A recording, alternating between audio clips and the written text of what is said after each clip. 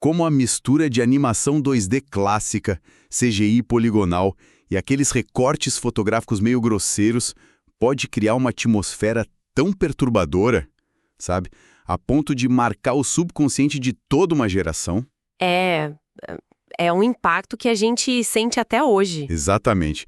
Quais são os segredos técnicos por trás da construção de um universo onde o terror, tipo, de gelar a espinha mesmo, e a comédia do absurdo colidem na mesma cena? E no mesmo exato quadro de animação, né? Pois é.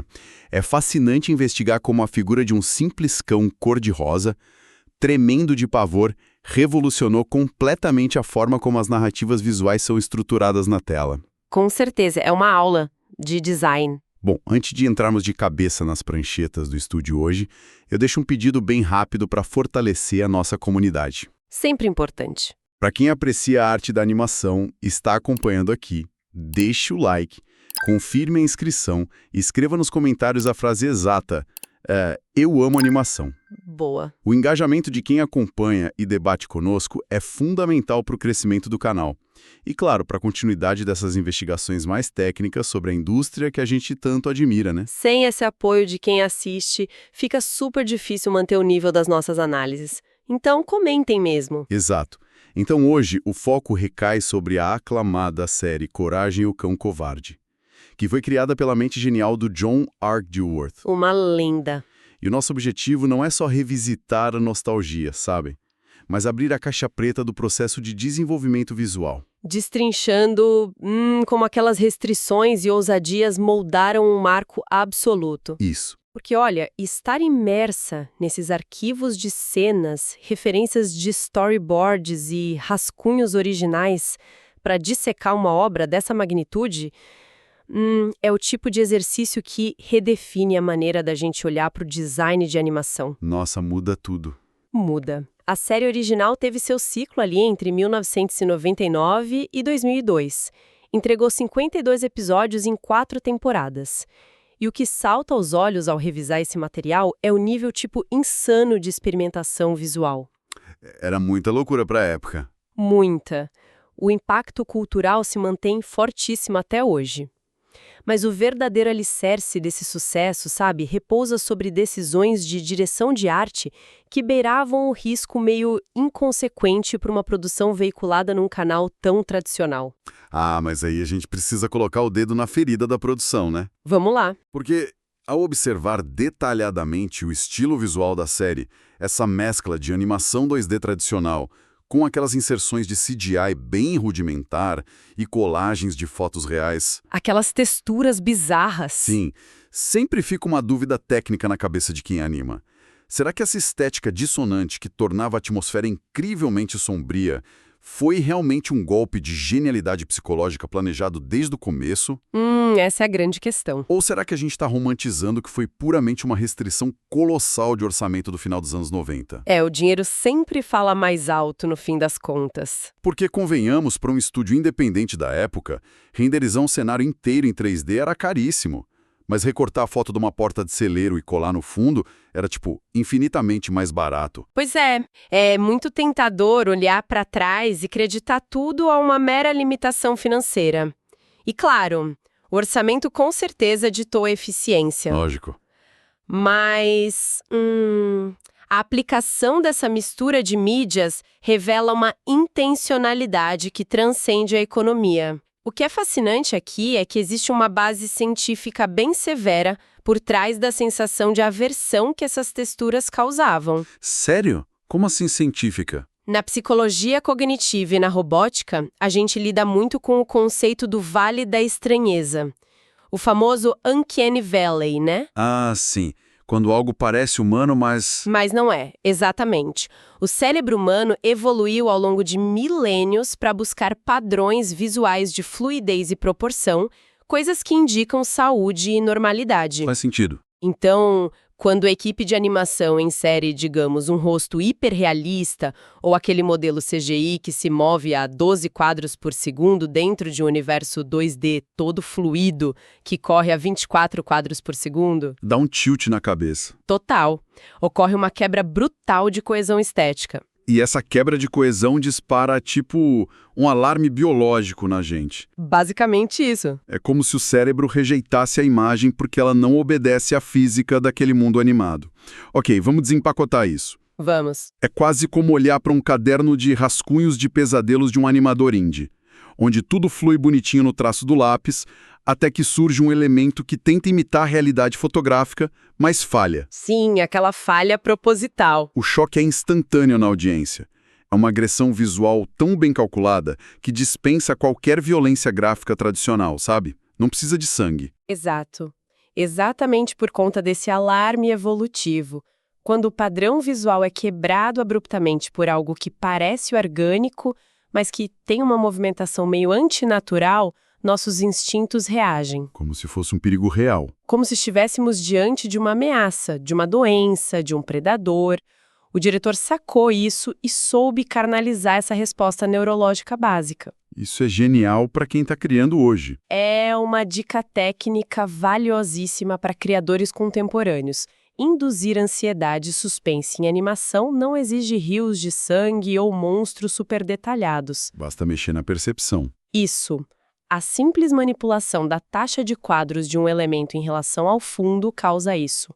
Ou a inserção de uma textura fotográfica suja, onde se espera uma cor chapada, isso já é suficiente para causar um mal-estar generalizado. Nossa, isso lança uma luz totalmente diferente sobre a composição das cenas e o ambiente em si já amplifica esse mal-estar, né? Totalmente. O cenário ajuda muito. A fazenda em lugar nenhum é tipo um mar de espaço negativo. É um deserto estéril gigante que engole a casa. É sufocante. Muito. Mas aí me surge outro questionamento sobre a mecânica da série. Se o visual é construído para ser caótico, dissonante e gerar essa aversão profunda, por que a narrativa não desmorona? Boa pergunta. Porque confesso que a primeira coisa que vem à mente quando a galera relembra a série são os antagonistas bizarros. O Katz caminhando de forma esguia com aquela trilha de jazz perturbadora. Ai, o Katz me dava muito medo. O Lequac. Ou aqueles episódios que flertam com o terror absoluto, tipo aquele clássico O Demônio do Colchão. Sim, icônico. É fácil supor que os vilões são o que sustentam a série, mas uma galeria de monstros em um mundo caótico seria só um ruído visual incompreensível se não tivesse um contraponto, não acha? Com certeza. Os antagonistas, por mais incríveis e bem desenhados que sejam, são só uma metade da engrenagem. E a outra metade? A estrutura inteira só não entra em colapso porque o storyboard estabelece pilares de normalidade absolutamente rígidos. Entendi. Se conectarmos isso a um panorama maior do design de personagens, a manutenção da previsibilidade dos protagonistas é o que permite a insanidade dos antagonistas. O triunfo técnico real aqui está no loop de comportamento dos donos do cachorro. Aqui é onde a coisa fica realmente interessante. A Muriel e o Eustácio Bade. Eles mesmos. Então você diz que o mérito técnico recai sobre o quão estáticos e previsíveis eles são na história. Exatamente isso. Porque, se a gente analisar a fundo, a Muriel é aquela senhora escocesa de coração gigante que reage com a mesma exata passividade a um carteiro ou a uma criatura interdimensional. Ela não muda. Ela oferece um chá para todo mundo. Sim, e o Eustácio é o fazendeiro ranzinza preso num ciclo infinito de tentar assustar o cachorro, usando sempre aquela mesma máscara africana grotesca. Ele grita, cachorro idiota, e a vida segue. Essa imutabilidade é a âncora do design deles. A silhueta e a dinâmica emocional desses dois nunca variam. Nunca. A Muriel, por exemplo, é desenhada toda com formas arredondadas, proporções bem suaves e paletas de cores quentes. Ela é literalmente a tradução gráfica da maternidade, sabe? Um porto seguro. Ah, o contraste visual. Isso. Em contrapartida, o Eustácio é um emaranhado de ângulos agudos, linhas duras. Os ombros dele são super tensos. E tem aquelas omissões cromáticas que transparecem a amargura crônica dele. É pura teoria das formas. Sim, eles funcionam quase como os atores dramáticos numa comédia clássica, sabe? Que permanecem com aquela cara de paisagem para que o comediante principal possa exagerar e brilhar. Sensacional. Ao fixar essas âncoras cômicas na narrativa, o tempo de tela e os recursos mais complexos da animação ficam totalmente livres para a equipe quebrar as regras anatômicas na hora de desenhar os vilões. E o contraste faz a casa parecer ainda mais segura, enquanto o invasor parece ainda mais alienígena e quebrado, né? Exato, acentua o medo. E no meio disso, entre as linhas redondas da Muriel e os ângulos rígidos do Eustácio, sobra o Coragem, que é basicamente uma pílula cor-de-rosa altamente maleável. Ele não tem osso, né? Pois é, o corpo dele se estica, esmaga, se fragmenta e até derrete de acordo com a escala do próprio desespero da cena. É o ápice da animação elástica. Sim, o que nos leva diretamente para uma camada de interpretação que é muito discutida nos fóruns de animadores,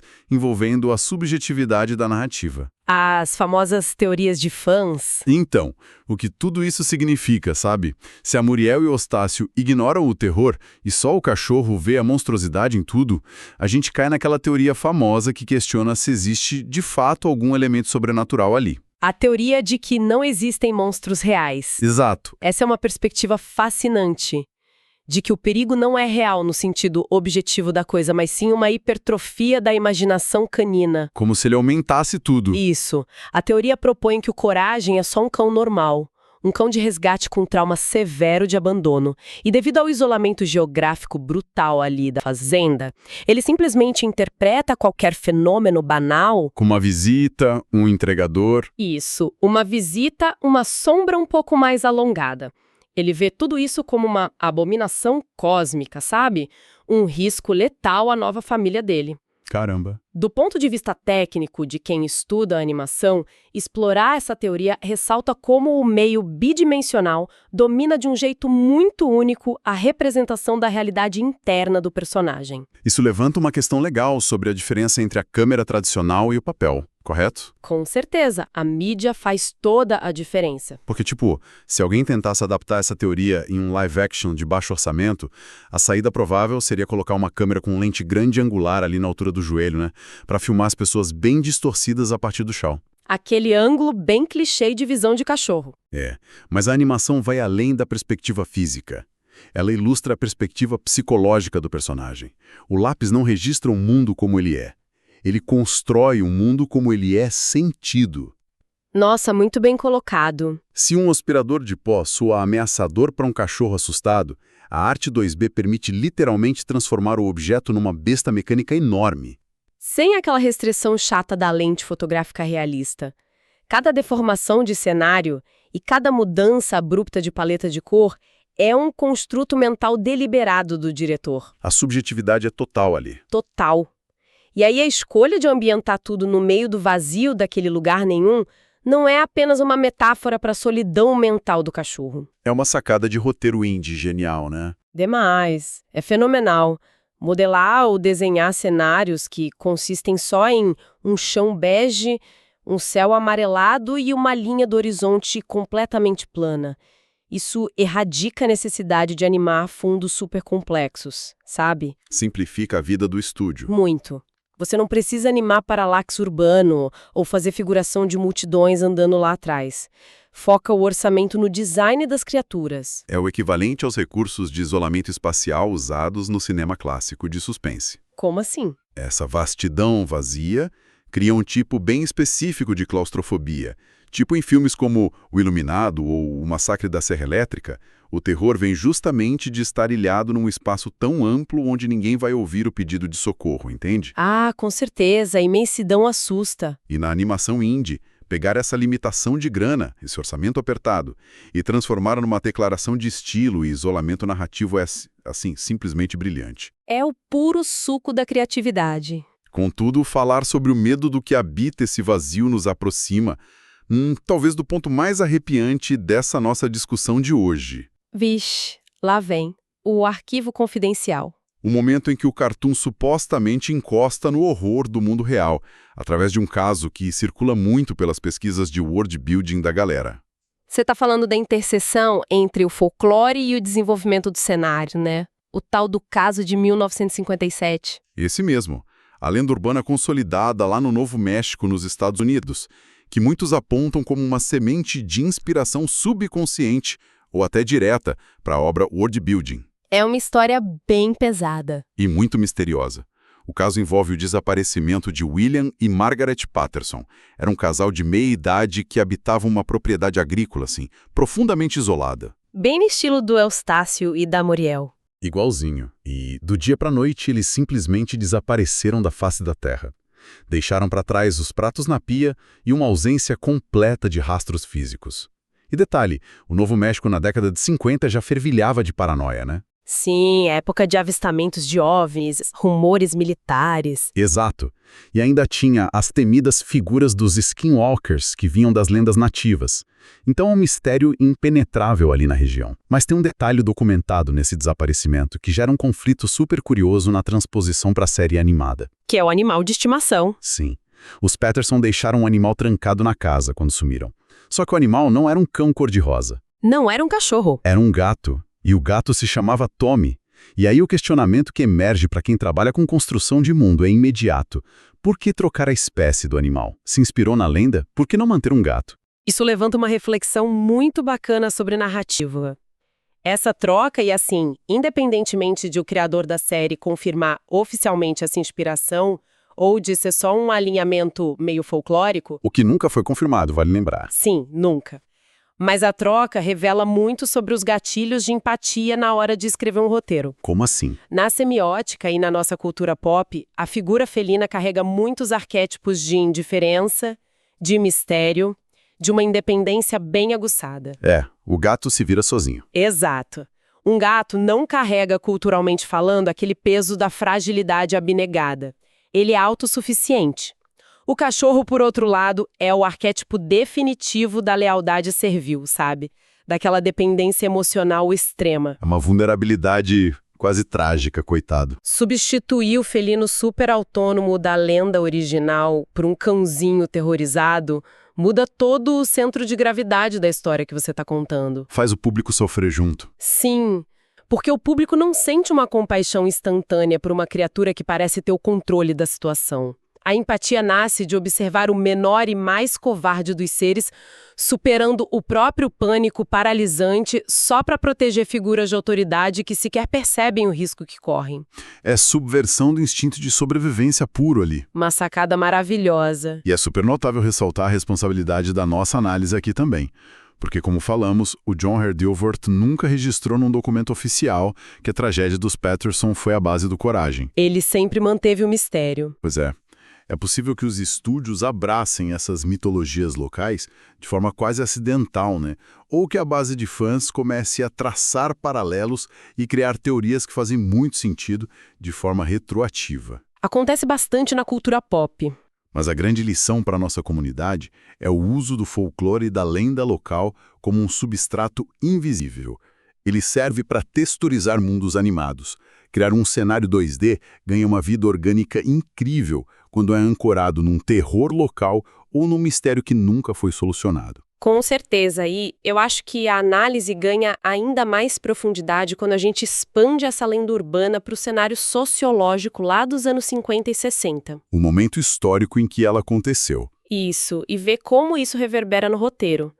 O que a série captura magistralmente, confirmada ou não a lenda, é o conceito do horror suburbano norte-americano. Aquela paranoia da Guerra Fria. Exatamente.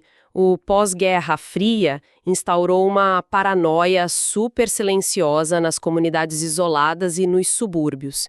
O ideal da época era uma família vivendo na sua propriedade super segura, com um gramado bem aparado, mas temendo secretamente qualquer coisa que viesse do exterior. O famoso medo do outro. Temiam a ameaça comunista, a invasão alienígena que passava nos filmes B, os forasteiros. Tudo. A casa era tratada como um verdadeiro bunker existencial. Então, o isolamento de lugar nenhum não é apenas físico. É psicológico. É a manifestação da ansiedade de toda uma cultura. Uma cultura que acreditava que o perigo eterno batia a porta o tempo todo, disfarçado de vizinho, vendedor ou de alguma criatura incompreensível. Caramba, é impressionante perceber isso. O protagonista, com aqueles dentes batendo e os olhos arregalados, funcionava no nível mais raso como um entretenimento pastelão, né? Comédia física infantil. Uma gritaria solta. Mas no nível mais denso, ele é um avatar da paranoia e da desconfiança suburbana. É tipo uma embalagem de animação comercial colorida, escondendo um tratado sociológico inteiro lá dentro. Exato. Toda invasão que acontece na fazenda reflete a ruptura desse mito do refúgio intocável. E assim, sintetizando todo esse ecossistema criativo super complexo, a relevância contínua dessa obra se deve à orquestração impecável de todas essas frentes. Um baita alinhamento. Demais. É a introdução do choque pelo Vale da Estranheza, combinando CGI rudimentar com 2D, é aquela oposição brilhante entre as âncoras inalteráveis da Muriel e do Eustácio e as criações bizarras em volta. E, claro, o domínio da perspectiva psicológica distorcendo o cenário. Tudo ancorado em temores reais das pessoas, traduzindo o desamparo humano para um formato esteticamente, agressivo. É uma aula estrutural maravilhosa de como o caos aparente na animação indie precisa de regras incrivelmente restritas para funcionar e gerar impacto. Pois é, essa convergência de medos reais com distorção visual garante que as escolhas técnicas da série envelheçam incrivelmente bem e se tornem uma referência constante para todo mundo da área. Todo mundo estuda isso. Hoje, qualquer produção de terror em animação ou em jogos independentes estuda as quebras de padrão de quadros por segundo que foram aplicadas lá no final dos anos 90 pelo Dwarf. Sem dúvida. E, após dissecar esse isolamento e a desconfiança exterior clássica de décadas passadas, surge um espaço bem formidável para pensar no desenvolvimento futuro da animação, né? Com certeza, fica o questionamento focado no reflexo cultural de hoje do nosso mundo moderno. Manda bala? Porque assim, se o medo do isolamento e o horror suburbano dos anos 50 moldaram o cenário assombrado de Lugar Nenhum, quais seriam os medos modernos do mundo atual que poderiam inspirar a próxima grande obra de animação indie em 2D? Boa pergunta. Considerando que as ansiedades sociais migraram radicalmente, né? A gente hoje vivencia o isolamento no meio de hiperconexões digitais, o escrutínio de algoritmos, a dissolução da privacidade íntima dentro da nossa própria casa por causa das telas. O inimigo já está dentro de casa. Exato. Como que essas forças invisíveis moldariam a textura, o design de personagens e as quebras de padrão em uma nova animação? Quais seriam as mídias misturadas hoje para representar nossa estranheza cotidiana? Nossa, essa provocação final serve perfeitamente de combustível para alimentar os rascunhos das próximas produções. Fica aí o desafio para a galera. Encontrar novas misturas técnicas para ilustrar nossos próprios terrores invisíveis de uma forma única. Bom, o debate naturalmente continua aberto. Convidamos quem está nos acompanhando a compartilhar suas percepções, teorias e as próprias ideias na caixa de comentários. Que muitas vezes vira uma mesa redonda maravilhosa, né? Incrivelmente rica. A galera fala sobre arte, desenvolvimento misto e folclore, como o cenário de Lugar Nenhum ou as lendas suburbanas ecoam na sua visão técnica como criador.